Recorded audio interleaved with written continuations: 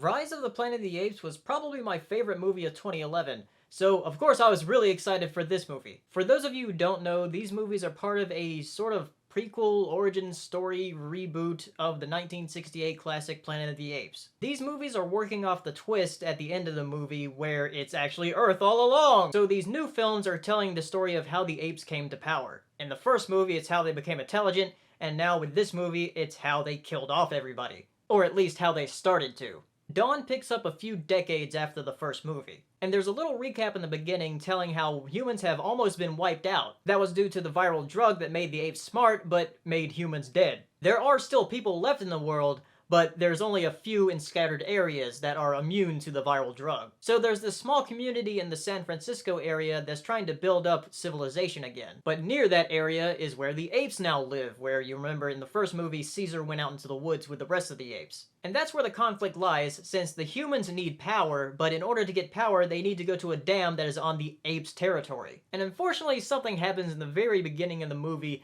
that makes the apes hate humans even more than they already did. Though Caesar is the only one willing to understand what the humans are going through. Most of the other apes, and especially Koba, do not like humans at all. And it's really Koba who makes things a lot worse. There's actually a lot of parallels between the ape characters and the human characters. There's the jerk in the ape group, there's the jerk in the human group, there's the reasonable one in both groups. And we all know this is going to end badly since it's going to lead up to the apes taking over. Some people might say, what's the point of these movies if we already know the final outcome? Well, there are some movies where it is pointless, but with these, it's just the way that they unfold the story and the characters in them that just make it very, very gripping, and I was just excited the whole time I was watching it. And the payoff for the final battle at the end is so worth it. Other than that, the CGI motion capture is still really great. Though I felt like it suffered in the beginning of the movie, the very beginning, but it doesn't take long to get used to it. Since there's this scene with the apes hunting a bear and the bear doesn't look as realistic as the apes do.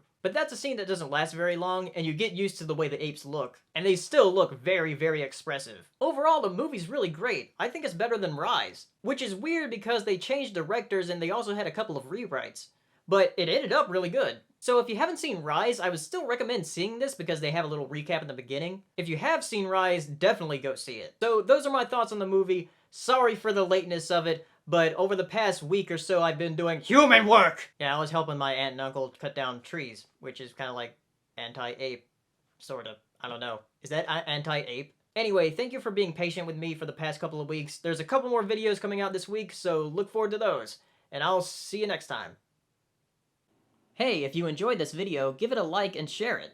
And be sure to subscribe for videos I upload every week. And if you're feeling really generous, check out my Patreon page. And as always, thank you for watching.